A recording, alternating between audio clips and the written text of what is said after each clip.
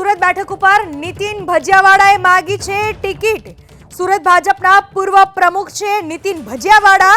નિરીક્ષકો સમક્ષ નીતિન ભજિયાવાળા ટિકિટ માટે કરશે દાવેદારી।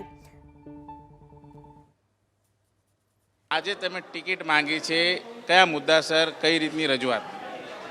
હંમેશા કાર્યકર્તા પોતાના કામગીરીના બલબૂતા પર જ ટિકિટ માગતો હોય છે।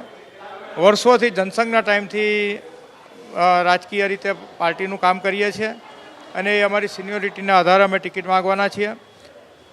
2017ની ચૂંટણી આપ સૌ જાણો છો કે ખૂબ જ ચેલેન્જિંગ હતી।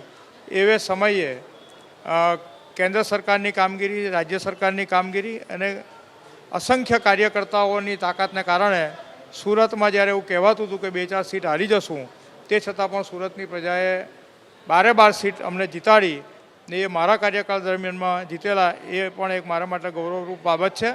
તો આવા ઘણા કામોને કારણે ને અગાઉ હું 3 ટર્મ કોર્પોરેટર પણ રહી ચૂક્યો છું, ત્યારે પણ અનેક લોકોના મેં કામ કર્યા છે અને શહેર પ્રમુખ તરીકે પણ કર્યા છે। તો એના આધારે હું આજે ટિકિટ માગીશ।